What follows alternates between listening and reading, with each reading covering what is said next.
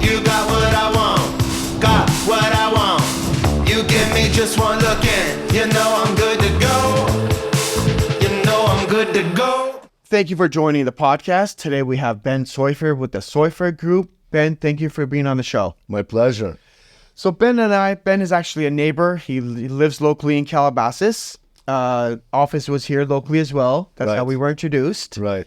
We have the same insurance agent. Yes. And we've done deals in the past as bridge loans to make sure our clients are happy. So Ben, give us a little bit of intro about yourself. Thank you very much, Kamyar. It's my pleasure to be here. And commercial real estate is something that I've been focused on for the last 20 years.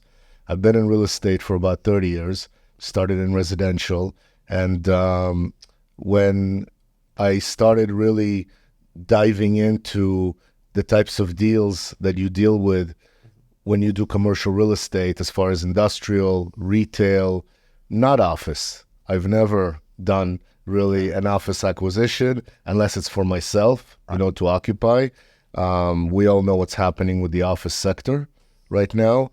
Multifamily is also difficult, and that's typically why we shy away from these types of acquisitions. Real estate has really provided my family, myself, the financial freedom, the freedom of time to be able to actually help the clients as a consultant in what it is that we know, and at the same time being able to receive residual income from the investments that are made, because we all know real estate is the long-term game. Right. So that's a little bit about me. Perfect. Yeah. So we've done deals in the past where you came through, a client was trying to get financing, came to me last second within, 3 to 5 business days. If they don't close, they lose their EMD. They can't close their escrow. So you really helped in those situations. Tell us a little bit about more of the bridge financing you're doing in today's world. So we're not doing much bridge financing right now just because we're very opportunistic. And we're not hard money lenders. So unless the borrowing entity is strong and the real estate is strong, and the LTV is low, for those of you out there who understand, these loan to value. Yes. Then we'll help out. But our main goal is really to acquire properties, because when we acquire them, we get permanent financing that's at a low fixed rate. Even today, we're getting rates from life insurance companies somewhere in the high fives. So that means that we have to be opportunistic on our cap rates with what we buy at. But those deals happen. And as far as bridge loans, those loans will always be there, just like, the parties that came to you last minute because the lender couldn't perform. At least with us, and because we are CIDC professionals, commercial investment debt consultants, we hold ourselves to a higher, level of professionalism towards the investor clients. We don't have to do the deal, but if I know where I can take that particular loan scenario to someone else that can give the terms that the investor needs or the borrowing entity, then great. That's really what our job is to do, to be able to help the clients. Time-wise, when we do bridge loans, we're able to execute as quickly as 2 weeks, as long as we get everything, obviously, within the first 24 hours in order to execute in 2 weeks. Normally, it's 3 weeks to 4 weeks because it is commercial, but that is still much better than, the typical lenders out there. And we like to make sure that, obviously, because commercial real estate is a little bit of a Wild West type of a space, on our website, moneymanagement.today, on our broker affiliate page, there's a resource page which has the needed forms for those accountants, attorneys, wealth managers, or residential agents that receive those scenarios and they don't have the forms. A lot of times you're just, the personal financial statement, there's so many different variations of it. Right. So to make a long story short, commercial real estate is really what we're focused on, whether it's bridge loans or whether it's acquisitions. We love that space. We love the fact that we're not as, cyclical as residential and as turbulent as residential, because we're like commercial real estate. If you take out the office and you take out the multifamily, it's industrial and retail, and it's like a big whale. It's not going anywhere, and it's organic business that's being done on those busy intersections that all of us would love to own a piece of that real estate. That's the type of commercial real estate we focus on. We buy long-term, and we always give our, whether it's the deal is coming from you or whether, the investors call us direct, we're always going to let them know if the deal that they're penciling out isn't quite penciling out on our sheets. Sure. Because if the red flags are there, it's our job to let them know what the red flags are.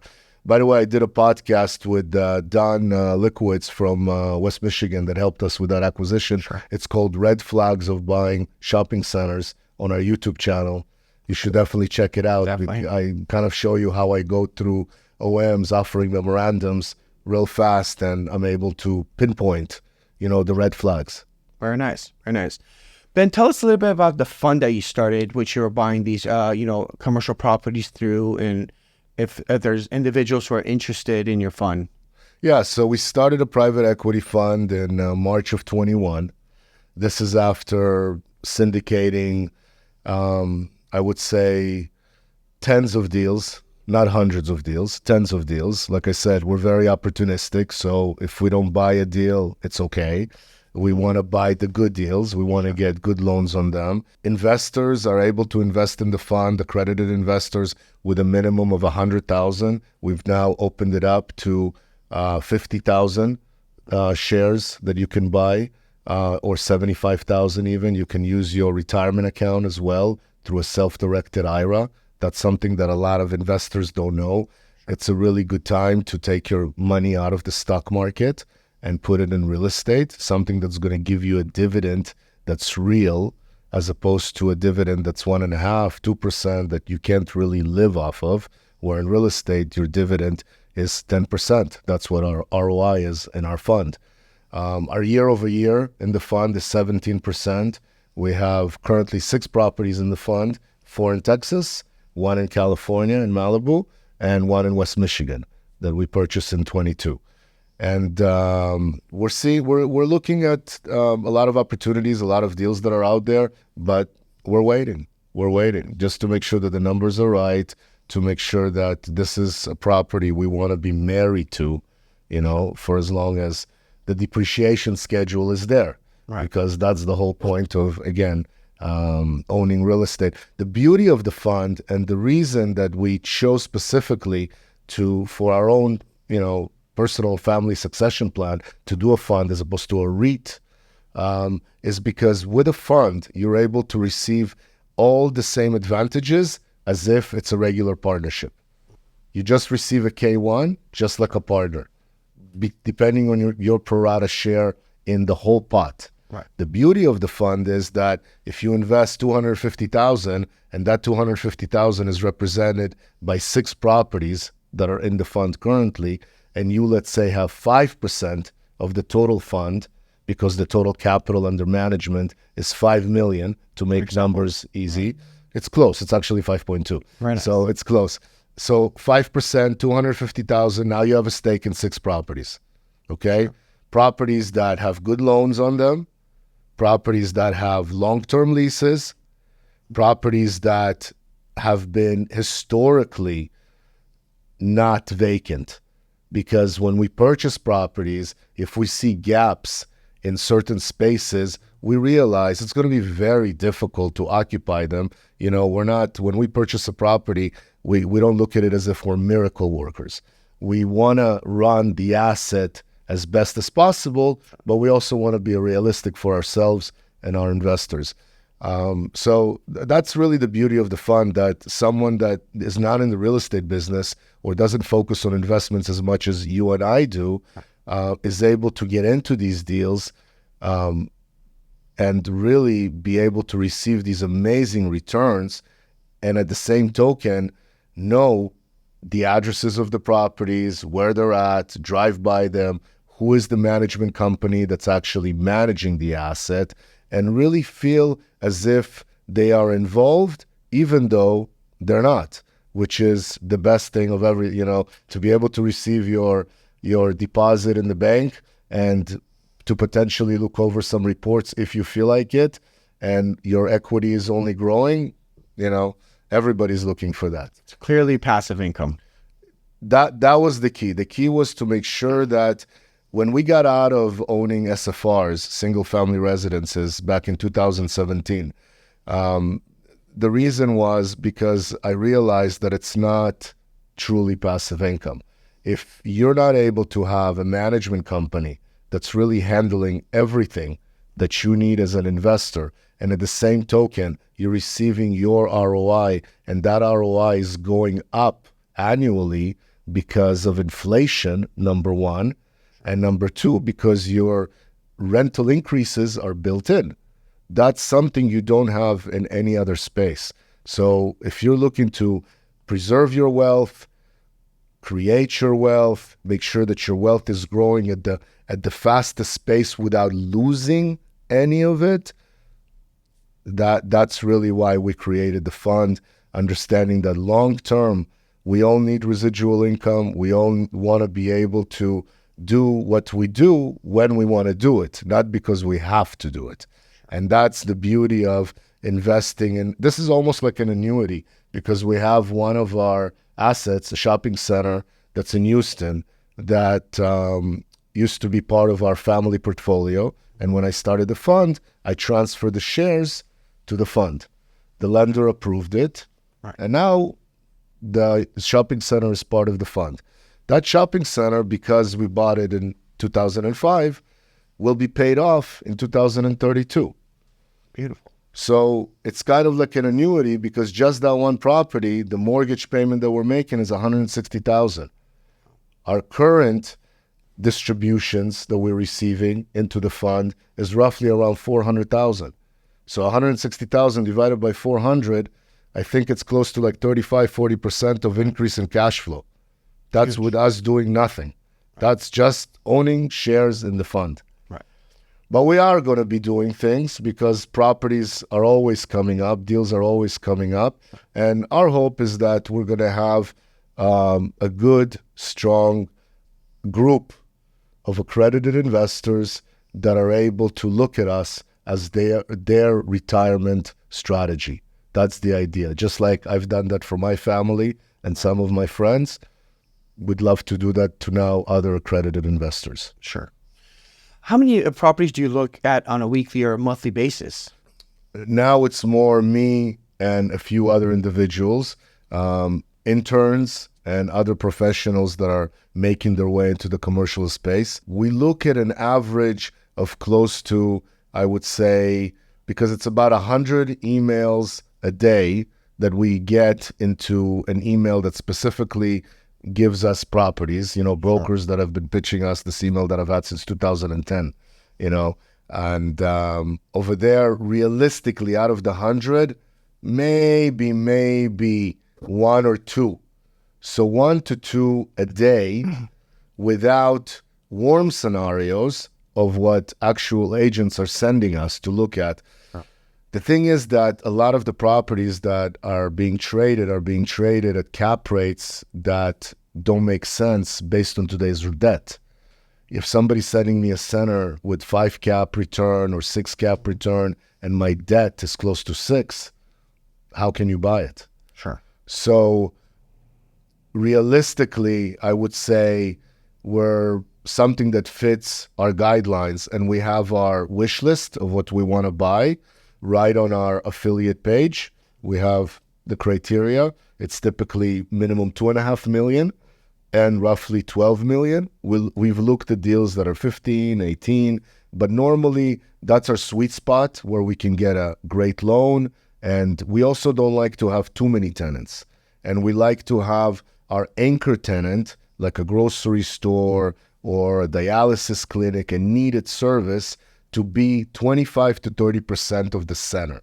We don't like it to be 50, and we don't like it to be 10. So again, we're picky. Right. Between 20 to say 35, depending on how good we're getting the deal. So realistically, right now, there are a few deals that are kind of getting ready to potentially happen. But with us, in order for them to actually materialize, we're going to need to get them at opportunistic up rates. So going back to your question, how many deals we look at? Close to 100 a day. How many of them we actually underwrite? Probably 1 to 2 a day. Interesting. I've dealt with the shopping center owners that have had some of these, anchor tenants, which you mentioned, have old leases at 30, 40 cents a square feet. And now that all the options are done, they're going to like 250, 270 a square feet. So it's a huge jump, in the triple net income. Do you see a lot of those, and any of those operators trying to sell those centers? Maybe they're thinking those anchor tenants are not going to renew their lease, or they're going to stay, or are you seeing a lot of those? It's a big one. It's a big one, and we typically catch it in our underwriting. We typically look for any exemptions that are on the leases, especially for the big tenants, if they're somehow capped in whatever they're going to be sharing as far as the CAM. Other than that, we purchased the center in San Antonio, about 45,000 square feet, in 2022. So we have a property in San Antonio, Castle Hills, which we purchased in 2022. And one of our tenants there, we repurposed it because they were paying extremely low rent. And we got another tenant that was paying 10 times more than what that tenant was paying. And of course, looking at what the triple nets are going to be, and at the same token, comparing them to the average properties in the area as far as what their triple nets are, that's key to make sure that your tenant, once you do raise their triple net based on your CAM, isn't going to say, hey, what's going on? Why am I paying double what my neighbor is paying? So going back to what you were saying, it's extremely important to pay attention to what are the average triple nets in the area. Once I stabilize the property, what triple net will I be at? And at that point, the best way to have the tenants happy with the triple net, even if it's on the higher part of the spectrum, is just to provide a good product, take care of the center very, very well, and make sure that they're seeing where the money is going. Because at the end of the day, property taxes in Texas aren't too much of a big deal because it's a non-disclosure state. However, they've been, pressing on it quite hard. So obviously those escalations of property taxes get passed on to the tenants. Sure. But regardless, it's a whole harmony that you have to really figure out when you look into the future and you say, I want to make sure that I appease my tenants, but at the same token, I want to run a nice, up-to-date center that doesn't have any repairs that need to be done, or anything that a lot of property owners are just kind of relaxed on, where we want to take care of business. We want the center to be in tip-top shape, and that way the tenants are always very, very happy to pay their rent. And, the CAM charge, Sure. of course. That's normal in any commercial property definitely nationwide. Listen, they're business people. Right. All these operators are business people, and they understand that, there's a cost of doing business. And as long as they see where the money is going, no one complains. Yeah. Have you been dealing with any insurance issues with what's going on in the insurance world for your properties? Definitely. Insurance has been a big struggle. It's probably bumped up our premiums across our portfolio. I would say between 25 to 40%. We have insurance consultants on all of our properties, in addition to shopping between different insurance agencies.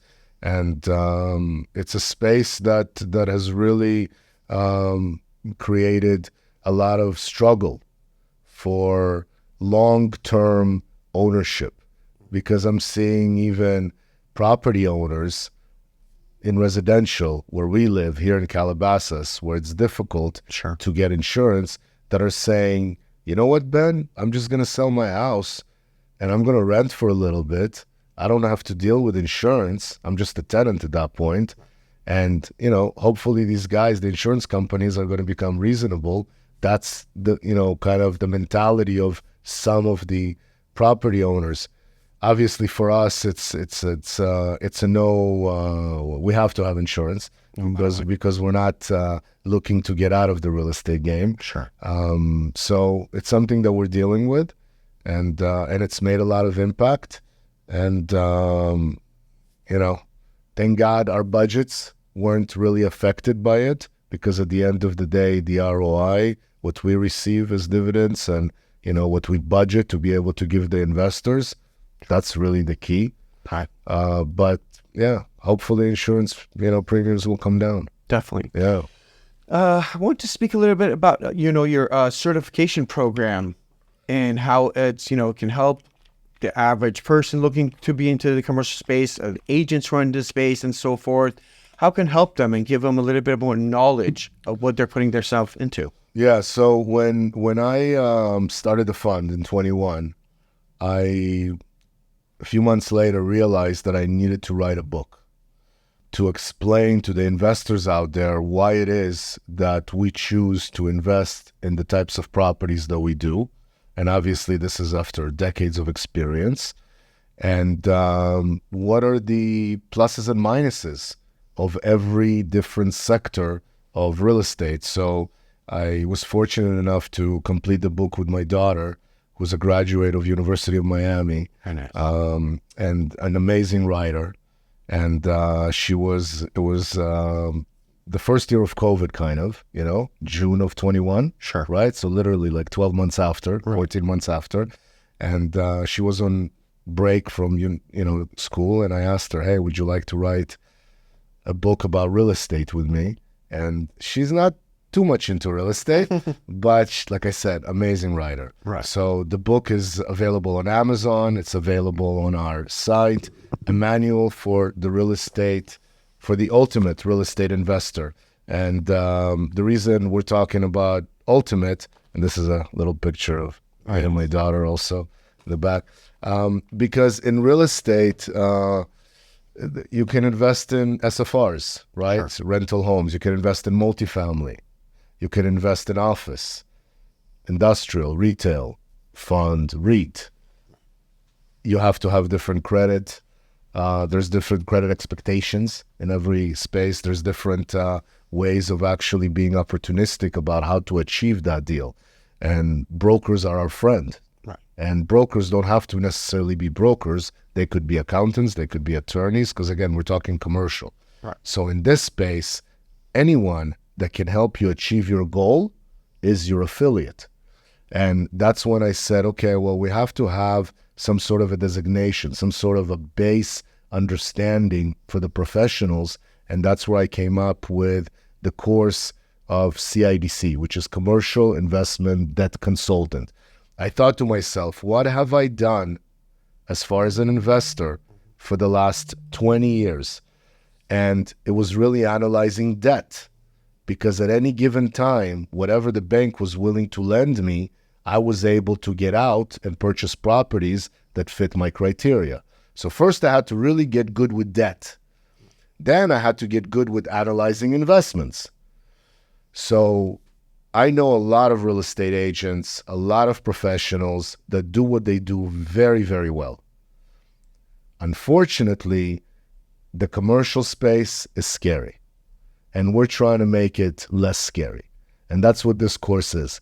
This course, Commercial Investment Debt Consultant, is available on Udemy, the largest platform for courses and accreditations available.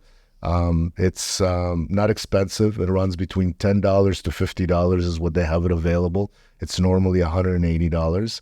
All proceeds go to our foundation, Financial Freedom for All, which is also on our website, on moneymanagement.today. And the course provides really anybody that's interested in doing commercial real estate the basic understanding of a bridge loan, permanent financing, and how to analyze an investment. triple net properties, modified gross, all these kind of things that typical investors, unless you're choosing to read into it, you're not going to do. So, and exchanges and SBA loans, things that us as consultants, we should know. If someone asks us, we should know that information. And then we've earned to be able to call ourselves a consultant. I see so many agents hating the fact that their name is called salesperson. Because all of us who've been in real estate for many, many years understand that we're so much more than salespeople. Absolutely. We're truly consultants. And that's where commercial investment debt consultant came in. And then I looked at the example of CCIM. I said, they've been around for 50, 60 years. They charge a lot. They charge $7,000 to $9,000 a year. Ours is free workshops. We can have quarterly workshops with professionals going over material that we can share with everybody across the U.S. We have technology, so why not use it? And why should someone pay for this type of information? The other thing that is really helpful when you're part of a big organization that is focusing on specifically attracting a certain area. In our case, it's commercial real estate. We're focusing specifically on commercial, industrial, retail. The ability to really dive in to your audience, if you're an accountant or a tenant rep or a residential agent, and now you're able to really reach out to your clientele and audience and say, hey, do you have any commercial real estate that you need help with? Would you like to refinance any of your notes? We can help you with permanent financing through life insurance companies. Is there an acquisition that you're looking to buy? Would you like me to help you analyze it? Maybe there's something you're missing. You don't have to be scared. As long as you have it under contract, it's okay. Right. So that type of good feel that normally is provided through residential isn't provided through commercial. And me being a lifetime real estate consultant, starting from residential and really diving into commercial, that's what's needed in commercial. And I feel with these types of podcasts that you have and some that I've done, I believe the investors out there can really feel a little bit better about somehow working with us. Correct. So the course is amazing. It's only 15-minute video, really easy. And in order to actually get the certification, all you need to do is answer the questions via video or audio, and we provide to you a logo. And at that point, something else that we also are very proud of, we have a partnership with LoopNet and CoStar, where any of the affiliates, as soon as they receive anything that's for lease or for sale, we're obligated to put it on LoopNet and CoStar. About a year and a half ago, we're in 2024 now, so this is, I believe, 2023. There was, I believe, as far as commercial transactions, close to 60% less than Prior years. a few decades. Sure. And when I spoke to LoopNet and CoStar about it, they acknowledged it. They've been around since 2004, 2005, that's when they came around. They used to be a lot more relative. Right. If you have a client that's looking to buy something or lease something and you go in the system, you're able to find 90% of the available inventory. Sure. Back then, not today. Today, you'll find maybe 30% of the available inventory.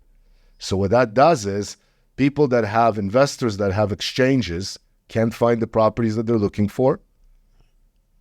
And landowners that are looking to either sell or lease out their spaces are not able to achieve it. Now, at the end of the day, it helps LoopNet and CoStar because they have the silver, the gold, the platinum, right. And we're all advertising, right? Because we're all trying to achieve the goal. Right. But realistically, if it's not helping us achieve the goal, they're not being relative. So they understand that, and the fact that we are asking from anybody who's a CIDC professional to put their inventory on the platform is something that's going to make us, if we fast forward 5 years, I guarantee you we're going to be a very transparent platform that's actually doing deals. Makes sense. And Versus being a pocket listing. That's what it's all about. It's about free-flowing information.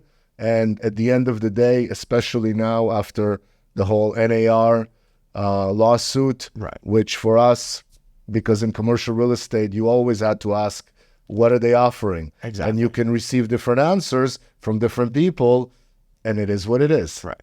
But at the end of the day, we want to do more deals, and we want to help investors out there. And that's why being part of the CIDC group definitely will help anybody scale up their operation. Absolutely.